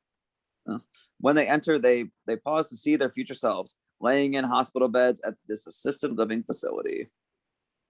Whoa. Whoa is right. Stepping further into the room, Ted examines photos of their future selves look at every day. Dude. Are Joe and Liz here? Yes. Startled, our heroes turn to their future selves, now awake and ready to talk. Future Bill glances out the window where the guys just came from. He sees Joe and Elizabeth sneak into their time-traveling phone booth and leave. And no. What do you mean? Yes and no. There are infinite pasts. Each is entangled with infinite futures. So what are you saying? Where you end up all depends on what happens with this. Future Bill is holding up a flash drive to his past self. Is that? It's the answer to everything. It's called Face the Music. They said it!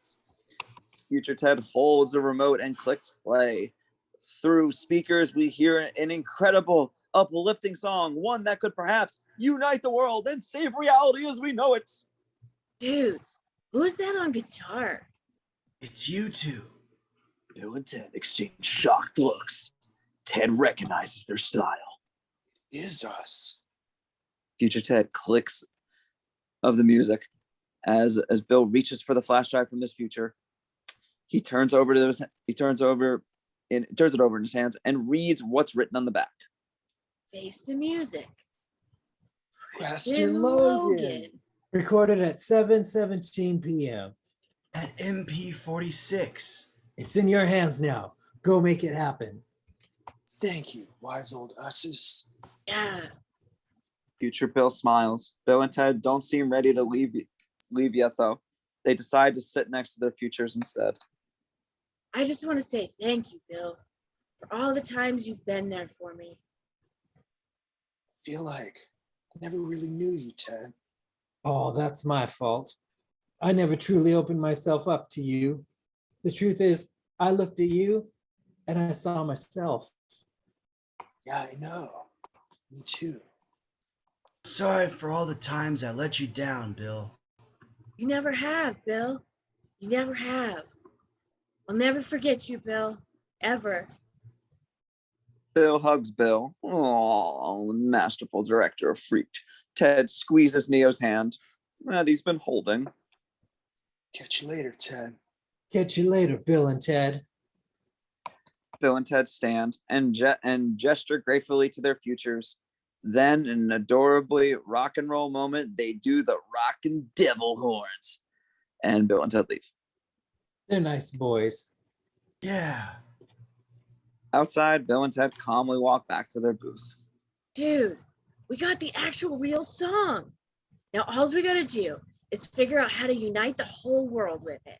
Let's save reality. Yeah. Finally, they look up at the place they parked the booth and realize it's missing. Dude, the booth is gone. What? Where did it go? Don't know. Let's go back and ask those wise old usses. Slamming down behind them in a blue streak is the scary robot. They turn to face him as he raises his arm once again to aim it at them. Freeze, Preston Logan. Oh, this is exactly what we don't need right now. Yeah, we gotta go back to the present, like now. Look, we know you were sent here to kill us if we didn't have the song. But we actually do have the song now, so... The robot lowers his arm and is shocked. Wait, you have the song? Bill and Ted do an excited ta-da moment. Oh, Mistakes were made. Apologies are given. You're forgiven. No problem. But we gotta go, robot dude. Wait, no. Must expiate guilt. For what? We're fine, dude. Let's go. For murdering family. Wait, what? What are you talking about? I lasered your daughters. You lasered them? You lasered our daughters? Where are they? Where are they? Daughters are in hell. You sent our daughters to hell? We have to go get them. Shoot us. I can't shoot you. You have the song. Bill and Ted look at each other. Bill breaks the flash drive in half. Guess what? Now there's no song. Now you've got no choice, robot. You gotta kill us. The robot reluctantly takes aim and hesitates. He's clearly very emotional about this. Did not know robots have any face muscles, like seriously. Then he lowers his arm. I no longer take life. What? Failure, failure, failure. Dude, we need this guy to laser us, but he appears to be having some sort of nervous breakdown. Shoot us, robot. No, I can't. I'm a failure. I don't even deserve to live, you know? Shoot us. Shoot us. Can't do it. Shoot myself. Wait, don't. You can't. We gotta save Billie and Thea. The guys don't see the booth return. Joe and Liz walk out, curious and nervous about watching their husbands have a conversation with a robot. Let's do it. Goodbye, crew. The robot awkwardly aims his arm at himself as Bill and Ted leap at him to join his laser blast. There is a big boom, and the women gasp. Cut to Bill and Ted landing in hell. It worked. Yeah. Bill and Ted high five, and then look up to see the same doors their daughters were at previously. World. The robot slams down behind Bill and Ted. Man, time travel is a little violent. There's no more gentle entrances. Blame 2020, I guess. That is unexpected. Yeah. How can a robot even die? Let's find the girls. Can I come with you? He did kill us. Come on, robot. Well, I have a name. It's Dennis. Dennis McCoy. Thea? Billie.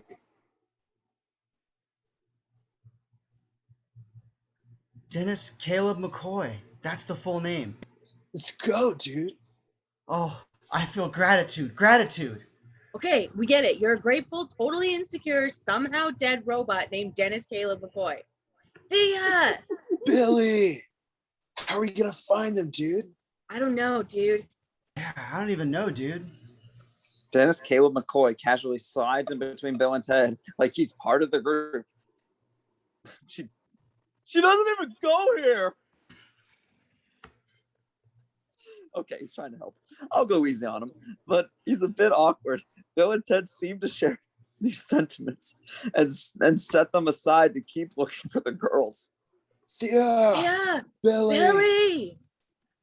Cut to the future where the great leader's still watching robot TV. Great leader, Bill and Ted are dead. Did it work? Examine their equipment. Hopeful it heals himself. It glitches again. Oh, shocker technology. No, nothing is working.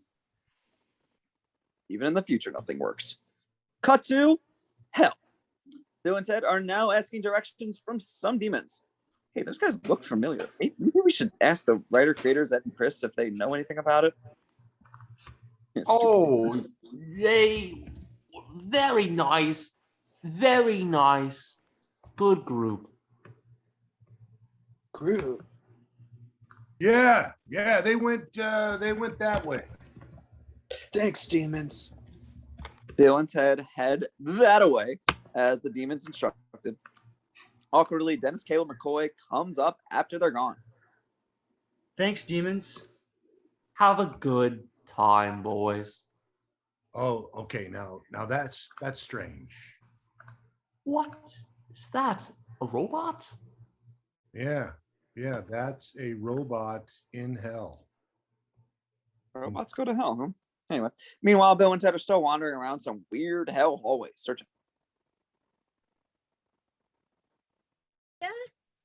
Billie? Oh no, apology not accepted, Mother. Kelly? Bill and Ted run toward the sound of her voice until they see her. Oh, Bill and Ted are here. Did it work, Mom? Yeah, that's what I thought. Where are they? Hey. They're that way. The guys run that away again as Dennis awkwardly approaches Kelly like he did the demons. It's kind of cute how he just wants to be involved. I'm Dennis Caleb McCoy. I am so. No. Oh, poor Dennis. Treated just like the Grohl Mean Girls. He quickly walks away, following Bill and Ted's path. How is she getting reception? Just not getting along like they were in middle school. Down here, though. This is way worse than the Christmas incident. And you named him Dennis after my ex? Dennis seems a little lost now. Get out of here. We're back with Bill and Ted as they continue searching for their daughters. Finally, they see them in sort of a pit shoveling rocks. Yeah, Billie. Dads. I love they call them dads. It's awesome. Quickly run to the ladder. The dads join their daughters for mandatory reunion hugs. How you doing? Well, we're dead. And we're in hell. But how you doing? Good. Good. Yeah, look who we found. Off to the side, still shoveling until Thea points at them, is Chief Logan. Dad?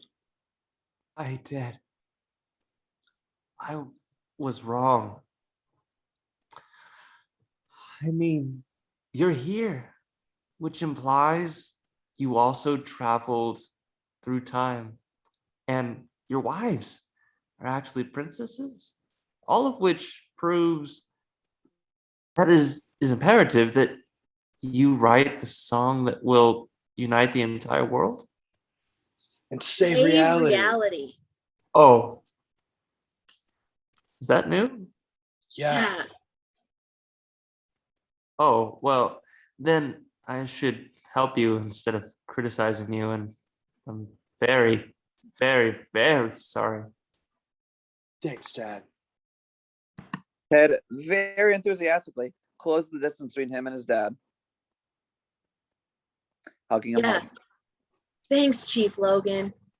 I wasn't talking to you, Bill. Oh, cool. Well, dads, this is the band we put together for you. Yeah, this is Jimi Hendrix, Louis Armstrong. And Mozart and Linglund and Grom. A pleasure, gentlemen. You raised two fine young girls. Thank you. And this is Kid Cudi, who's not technically a historical figure.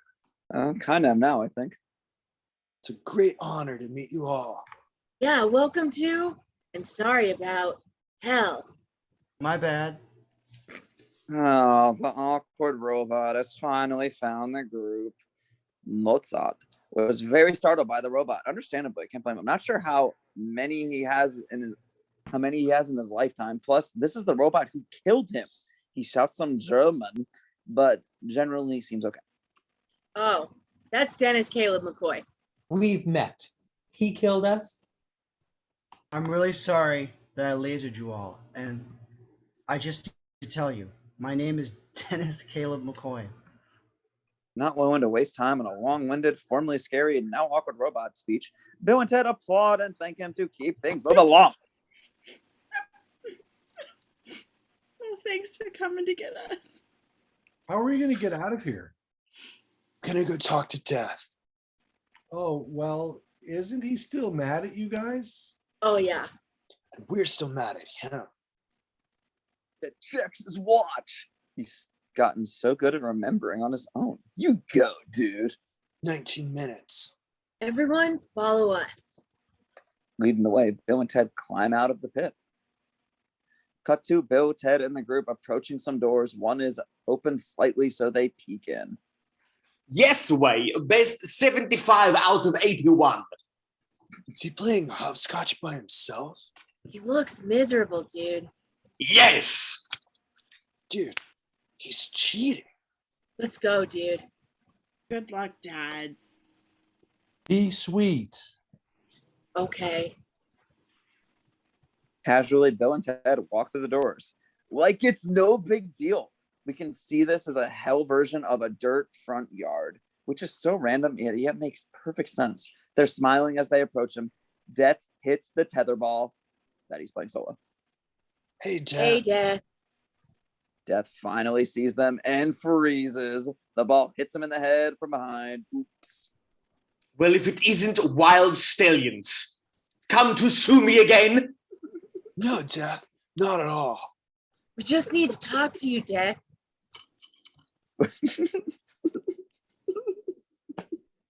Walking back toward his house, not giving the guys much attention, he grabs his scythe and holds it out his hand. Talk to the hand. It'll only take a second, dude. La, la, la, la, la, la. He does pretty much that.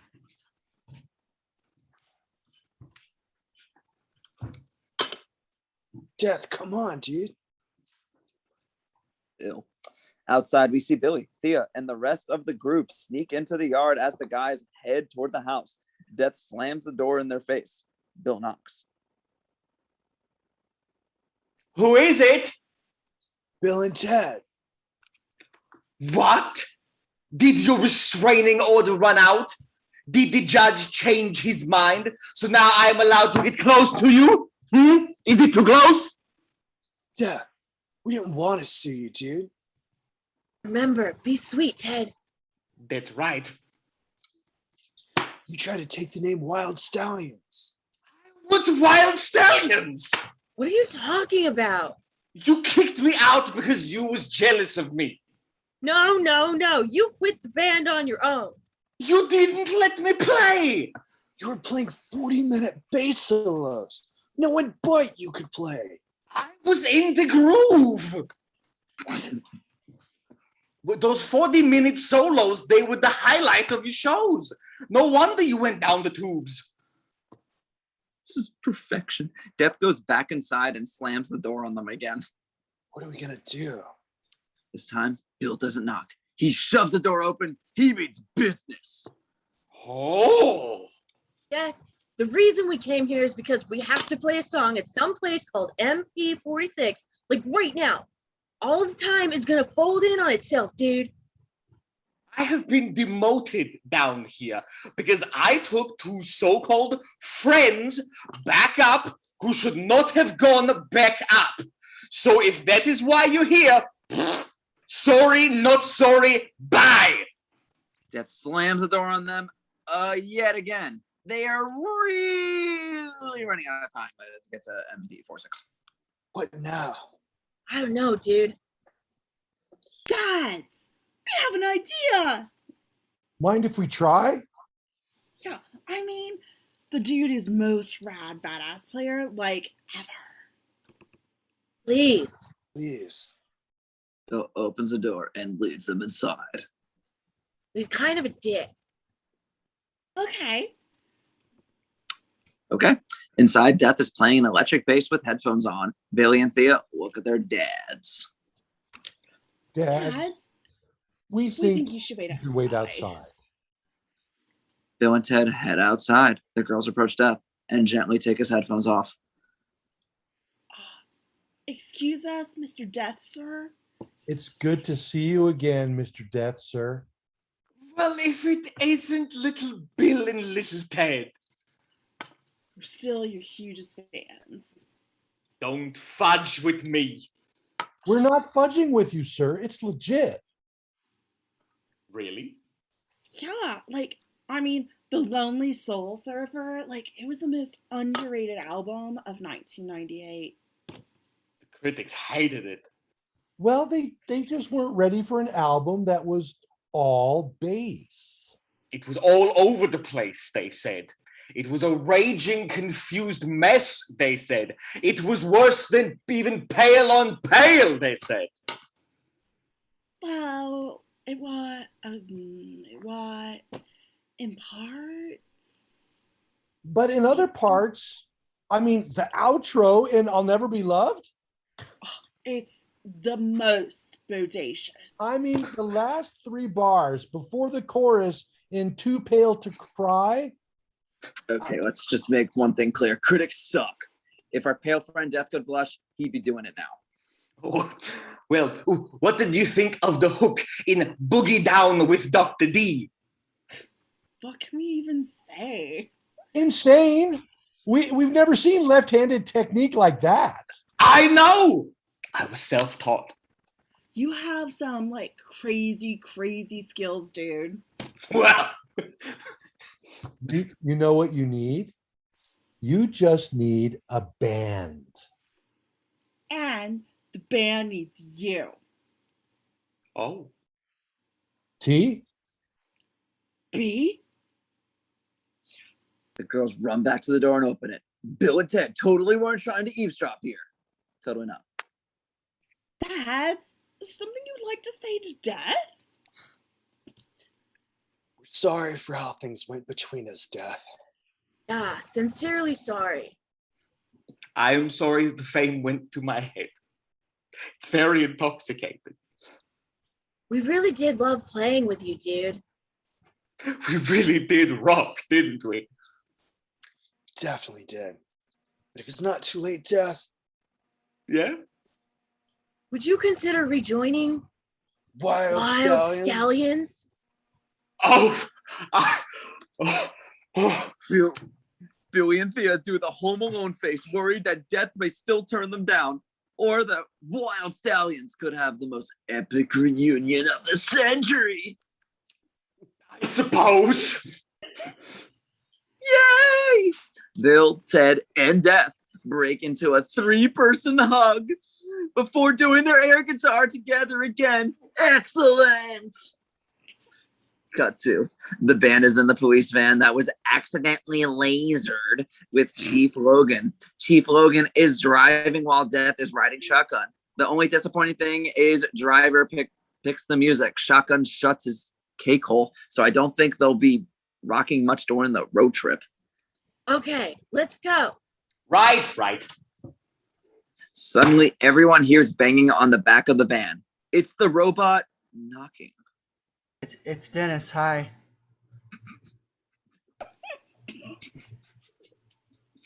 And Ted opened the door for him, and he joins the band. I got lost. Get in, Dennis. The band all says hello to Dennis and finds him a spot to sit up front. He manages to step on everyone's toes once everyone's ready to go. Let's rock!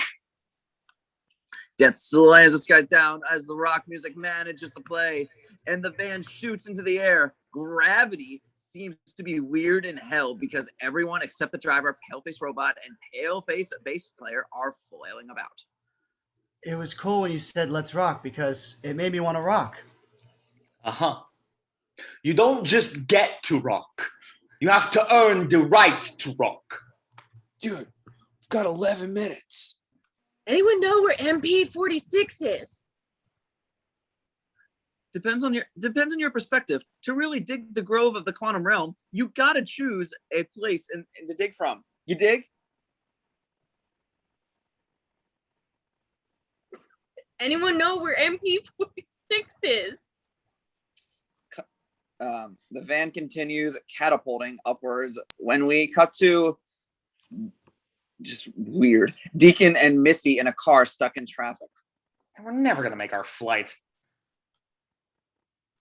Missy sees a gladiator on a horse-drawn carriage trot across the freeway. Deke, look at that. Then there's a knocking on the passenger window. It's an astronaut in full space gear. Sandra Bullock, anybody? A cave person falling on the hood of the car and climbs on the roof. I got this. He unbuckles, opens the car door, and starts running after the cave person, who is now studying another car. Give him a break, Deacon. He's figuring out what the wheel he just invented is going to become. Missy, for some reason, also leaves the car. She stops and looks at a mysterious police van falling hard from the sky and landing on the freeway. Inside the van, We're back. Missy watches them get off the van, totally confused. Get out of the van. Totally confused. Seeing the state of the freeway, reality as we know it is collapsing, plus classic LA traffic. Bill and Ted are concerned. This is bad. Really bad. Ted, even if we knew where we were supposed to play, there's no way we'd ever get there in time. Bill, look. Ted points to the mile marker sign on the freeway. It reads MP46. This is MP46? But that makes no sense. How can the song happen right here? Because this is where it happened. Ted, you're right, dude. But dude, what are we gonna play? I don't know, dude. Bill and Ted, I saved these. I'm not sure if they're of any use. Thanks, dude. Dad! MP46. And the band is ready to play. All we need is the song. Thea, Billie, I don't know how to tell you this. we don't have the song. You don't? No. We're sorry. We're sorry. We're sorry, dads. Yeah, we really wanted to help you out on this. Bill and Ted look at their daughters, Billie Logan and Thea Preston. Dude, are you seeing what I'm seeing? Preston? Logan? Holding up the two pieces of the flash drive, we see it said Preston/Logan. Whoa. What is it, What is it, Dad? dads? It's You. What? What? It was you the whole time. We just didn't see it. We can't write music We just listen to stuff. from things we like. And we just kind of put stuff together. Yeah. Maybe you just listen a little, make things you like. And put it all together. Girls, you're not here to back us. We're here to back you. We're your band. Whoa. Realizing they're now in charge, the girls take control. Follow us. Everyone follows them to a rental truck that has a ton of musical instruments inside. The band starts taking what they need. Dude, I just thought of something. What is it, Ted? How is listening to a song gonna unite the world? Through all time? That's a good question, dude. Bill and Ted ponder that while the band continues to set up. They've convinced some drivers to move out of the way so a flatbed truck can move perpendicular across the lanes. This looks like a stage. It's almost like they'd have to hear it in order to play it. Ted, of course. That's how we're going to unite them. We get them to play along. Well, if that's true, all we gotta do is get through everyone throughout time. That's it.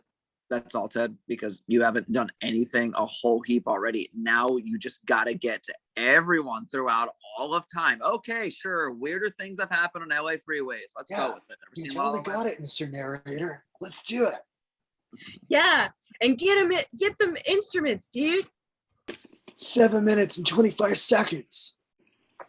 Cut two. The only pale-faced members of the band walking together. Oh, how weird. There's a Circle K billboard behind them. Strange things are afoot. What about a tambourine? I mean, how hard can it be to rock with that? Tambourine is not as easy as it looks. What about dancing? I'm a very gifted dancer. You dance? Really? Well, why don't you go over there and rehearse your dance? Death was just trying to ditch tennis, but the awkward robot is very happy to be included. Kid, we have no power. Say no more. On it. The band is trying to set up on stage. Grom inspecting the modern drum set while Mozart and Linglon still hang out. Still no idea how they communicate better than the others and don't even speak the same language. But I know there's a great metaphor in it somewhere. Probably Charlie from Always Sunny in Philadelphia's idea of a metaphor, but anyway. Then above the makeshift stage, a strange and scary cloud begins to form. Not like Dennis Caleb McCoy's scary, but like actually scary. We see another booth on the freeway as the princesses rejoin the group. They find Bill and Ted immediately. Theodore! William! Liz, Joanna! did you find a reality where we're all happy together? We did. We realized we're happiest in this reality. Sweet. Now, did we hear you say something about distributing instruments all throughout time? Yeah, yes, you did. Cut to the girls prepping the band under the very scary, very weird cloud above the stage. Ready, T? 5, 6, 5, 6, 7, 8. The band begins to play most non-triumphantly. Everyone is doing their own thing. There's no harmony or groove or vibe to sink into. It's unorganized chaos. The girls are a little bit stressed. Kind of like what I'm hearing right now. Back with Bill and Ted, Kid Cudi has joined them. Excuse us, Mr. Kid Cudi. Our wives have just traveled through multiple realities. Doing so realize they're all happening. Simultaneously. Do we need individual uses to take instruments to infinite places? Okay, contrary to what you have argued, universal wave function is, epistemologically speaking, both cyclic and separate. In other words, Excuse me, Kid Cudi. I don't mean to be rude, but we have like 4.5 minutes. cut to the future with the great leader and scientist watching their equipment completely break down due to reality collapsing. Madam, we have to go. It's not safe to be here. Where were you thinking of going? Cut to the band is still trying to figure out how to play together. A lot of German is being yelled. Even Ling doesn't want to listen to it anymore. And in the background, Death is playing his 40-minute bass solo again. Billie and Thea look at the sky and know they're running out of time. Bill, Ted, Elizabeth, and Joanna are also looking at the changes in the sky. I think it's a lunar eclipse. That is not lunar, you guys. As the world gets a little darker from a planet blocking out the sun, all the car alarms are going off, and the chaos just multiplies. What are we gonna do, B? Standing at their board, the girls decide to stop being quiet about what they want out of the band. Stop! And finally, the band stops playing individually, waits together for the girls. All you need to do is go in the quantum superposition with multiple realities. Wow. Dudes, the booth is obviously a tunnel to the quantum realm. Go, go, go. The two couples hurry into the booth. How is there even room? Thank you, Mr. Cudi. Station. No, Kid Cudi is not stationed, but I went for it anyway. He may have been from a universe where Station got to play bongos on tour and educate the masses. Maybe. Station. We miss those guys. Back with the band. Grom, you start. No, stop. The girls play a beat from their board to give Grom an idea of what they want. Grom follows well. And now death. The familiar echo of the bass chimes in, but it's not quite right. Maybe more like Too Pale to Cry. Death changes his tune and suddenly he's grooving with Grom. What are we gonna tell people to play? Right back. Joanna and Elizabeth leave the booth while Bill is still trying to figure out what to dial. Read me the number of to the infinite, dude. 69. Very tip-like addition, Keanu. Nice. 69. 299. Thea wants Mozart to add concerto. Thank you. So she finds a way to communicate using her hands instead of German. She's not really sure what he's doing, but she's not giving up, right? In the phone booth. 34555101. Then Kelly knocks on the open door of the booth. We see Dennis Caleb McCoy is behind her. I already said goodbye to the girls. But I want to stay and dance. Dennis. Mhm. Good luck, my excellent friends. Thanks, Kelly. Kelly. Later, Later, Dennis. Dennis. My name is Dennis. Dennis McCoy. Dennis holds on to Kelly as he takes her back to the future. 218. The girls are still working hard to get the band to make a song.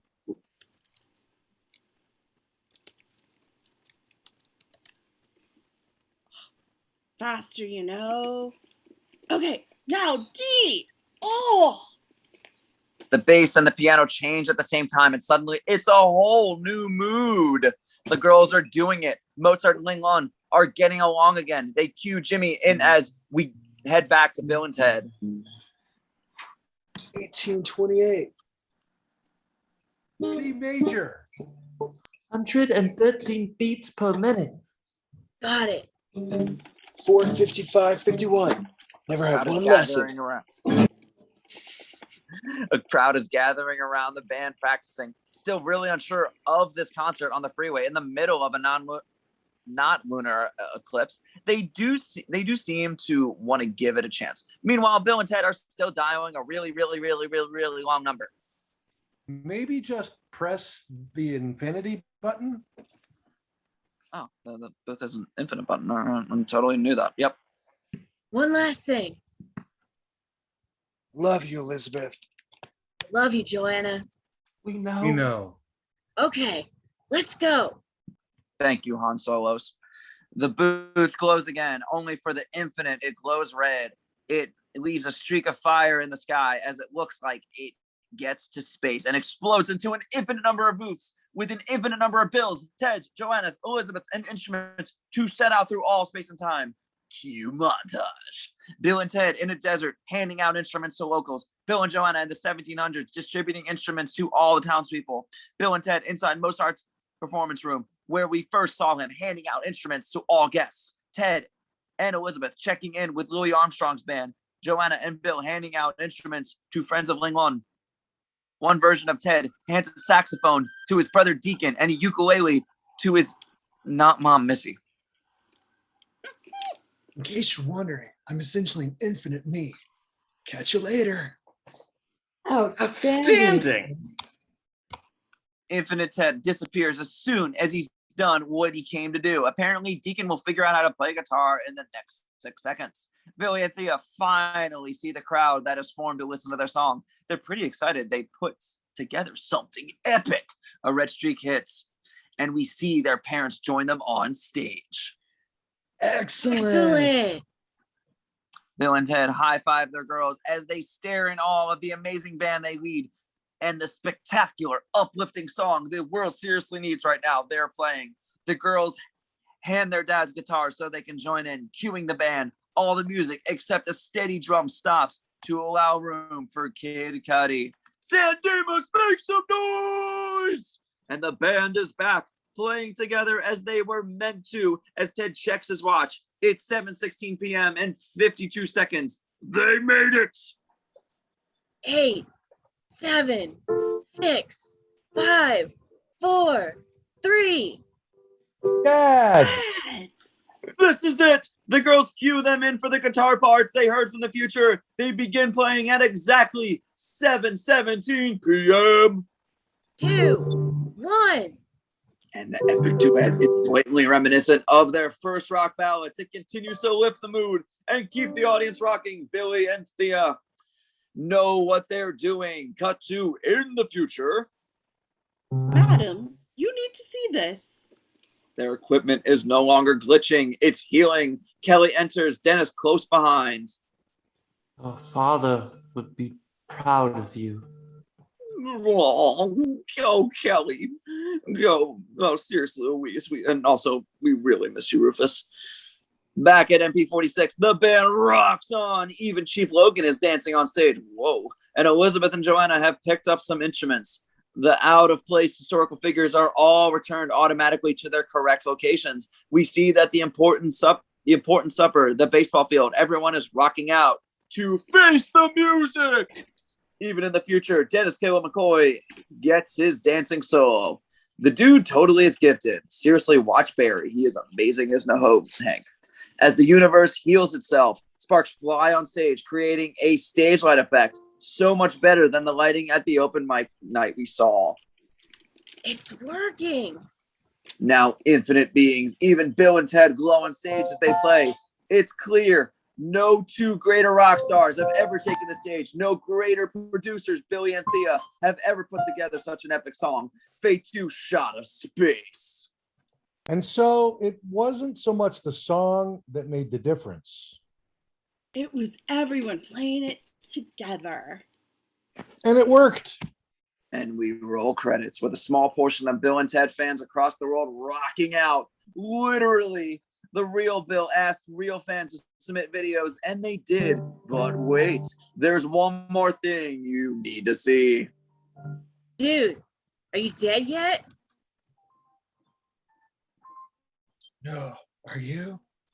No. There's one more thing we need to do before we go. Definitely. Close up on hands, turning the knobs of an amp. We see it's Ted next to Bill. They have their guitars again. Ted's straps have his little happy face on it. Wonder what happened to that jacket. Ready, Bill? Ready, Ted. 1, 2, 2, 3. 1, 2, 2, 3, 3, 4. 4. Even in their 90s, these guys can still play. I mean, really, in the future, I bet they still can play at 90. Look at them in their pajamas, just rocking out, even doing some head banging. Well, for about 10 seconds. We still got it. Still got it. Hey, Bill. Yeah?